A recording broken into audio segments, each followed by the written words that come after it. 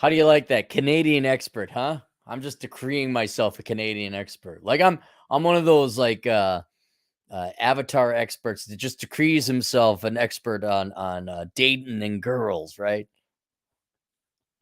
You'll never see a picture of me, but you'll see a link to my Gumroad course and my Twitter followers, my 40,000 Twitter followers I bought. Let me get to this real quick. Jason Bailey sent in $5 Canadian. Mulroney was brutal to the left of Shriten on spending, environment, immigration. After he was gone, Shriten saved us from 1994 debt crisis. Okay, Shriten sounded infinitely more practical. Just because he was on the left, and I just maybe I'm tainted by that Pierre Trudeau guy and his worthless, quarter sperm son. I just hate trust fund babies. I hate them. So the next one is this guy, John Diefenbaker. Yeah, it's the Deutschlander. Ja. Warum ist ein Deutschlander? What would be Prime Minister of Canada? Deutsch. Warum? Ich weiß nicht, Klaus. Ich weiß nicht. So John Diefenbaker. He looks all serious. He looks like the principal with, Dr. Warfield posing. So when was he? September. Oh, he was born in 1895. Oh, wow. 13th Prime Minister. He was in World War I. How far back are we going, man? We're not doing these in order. Oh, my goodness. Well, he could have majored in anything. All right. John Diefenbaker. I bet you he did face some discrimination back then in World War I. Absolutely. The Germans were, well, not discrimination, like righteously, hey, you're German, huh? History about that in Wisconsin, too. Not to bore you guys, but Wisconsin's full of Germans. 13th Prime Minister, serving from 1957 to 1963. He was the only progressive Conservative Party leader between 1930 and 1979 to lead the party to an election victory, doing so 3 times, although only once with a majority of the seats in the House of Commons. He was born in southwestern Ontario, small town of Neustadt. Ja, du bist ein Deutschlander, ja. Sehr interessant. His family migrated west to the portion of the Northwest Territories, which would soon become a province of Saskatchewan. He grew up with the province and interested in politics at a young age, serving in World War I. Diefenbaker became a noted criminal defense lawyer. He contested elections through the 1920s and 1930s with little success until he contested. You mean he participated? He ran for election? I thought he was a lawyer saying the results were faulty. Through the 1920s, 1930s with little success until he was finally elected to the House of Commons in the 1940s. Wow, kind of sounds like Abraham Lincoln. So he would have been 45 by the time, which is about the right age you should run for office. Diefenbaker was repeatedly a candidate for the party leadership. He gained that position in 1956. On his third attempt in 1957, led the party in first electoral for 27 years. Snap election, doody-doo, as well appointed first female minister of Canadian history to his cabinet, as well as the first Indigenous man. Call them Indians. It's cool. It's proud. Indigenous. A member of the Senate, James Gladstone, during his 6 years as Prime Minister, his government obtained passage Canadian Bill of Rights. Granted the votes of First Nation Inuit peoples. 1962, Diefenbaker government eliminated racial discrimination and immigration policy and foreign policy stance was against apartheid. Helped secure the departure of South Africa from the Commonwealth of Nations. Oh, wow, we're going way back. But his indecision on whether to accept Bomark nuclear missiles from the United States led to the government's downfall. Diefenbaker is also remembered for his role in 1959 cancellation of the Avro Aero project. Oh, yeah, that was like their supersonic bomber. He must have been a pacifist. Was he a lefty? Minority government. Lost the polls. He remained in Parliament.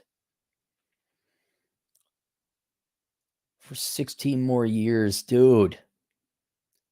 Average among historians. I don't know. Leave. When did you die? 1979? He remained in Parliament until death. All right, you get a point against you there. Leave. Early life. Born 1895. Immigrants from Germany. Deutschland. Scottish Baptist. Family moved several locations. William was a teacher and had deep interest in history and politics, which he sought to inculcate in his students. Oh, he's a teacher's kid. Hey, kid, you're going to change the world. Remember that? Well, they're pretty right to move out of Germany.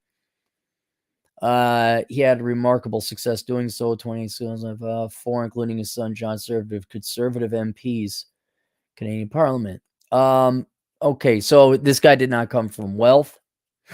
Guy had real world experience serving in World War I.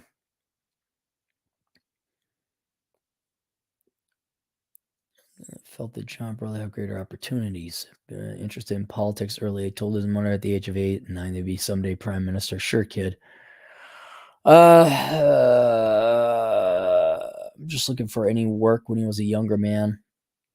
Conduct the first. I can waste more time to get to my work. The authenticity of me I was questioned. During the election campaign. All right. Getting from earliest days and discrimination. I don't care about your discrimination. Yes, it was bad. World War II.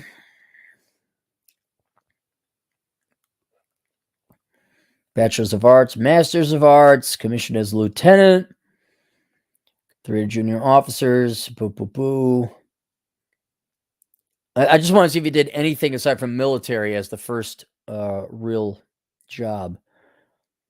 Criminal defense lawyer. 1/2 his cases. Husband weak as parents. Blah, blah, blah. Aspiring politicians. It's 1905. Liberal Party. Liberal. I don't know what these things are.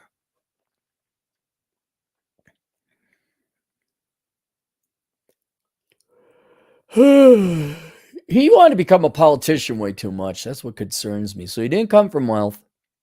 Didn't major in stupid stuff. Has real world working experience. What's he doing now? He was a politician. He was a career politician. That's what he wanted to be. He's like, change the world.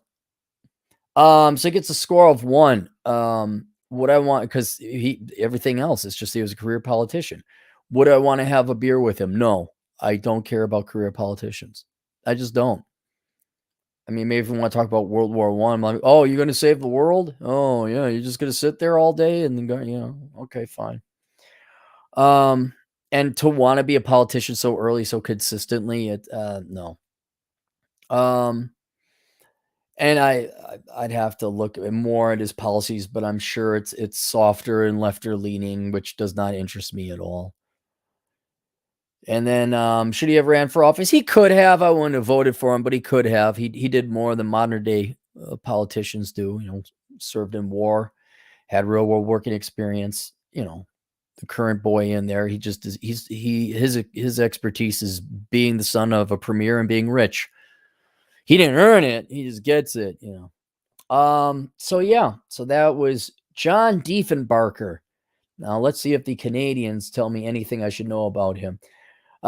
Jason Bailey, again, our Canadian agent in the field for $5 Canadian. He was the last good Conservative PM until Harper, but he was spiteful. He was thrilled when his successor, Robert Stanfield, lost to Trudeau in 1968. See, but yeah, Jason, I'm probably very confused with the lack of the bipolar politics, because I know there are multiple different parties. You have to have a minority government. I know how that works. But I don't know about the history. And then also when you say liberal, that doesn't necessarily mean politically liberal. So he's the last good Conservative PM until Harper, but he was spiteful. He was thrilled when his successor lost to Trudeau, but wouldn't Trudeau be a lefty? Why would he be happy that someone lost to a leftist if this guy was a conservative? Or was he just angry the guy that replaced him lost? Was that it? It had nothing to do with political alliance. You know who would probably be just his stomach would be in knots as if Ryan Stone tuned into any of these. I think he would absolutely hate this because of my ignorance. So there we go. Canadian political expert, Cappy, right? I just laid it down I told you how it was. I rewrote the history books, man. There you go. So, all right. We'll see you guys later. No, I didn't go golfing. The cheapest I could find was $50 and wouldn't start until 1:50 p.m. and it's too late at that time. I wouldn't have gotten it in. I'm like, nah, I'm not spending $50 to go golf. I am a minimalist no matter what you say there, Mr. Napier. So, all right, see you guys later. Toodles.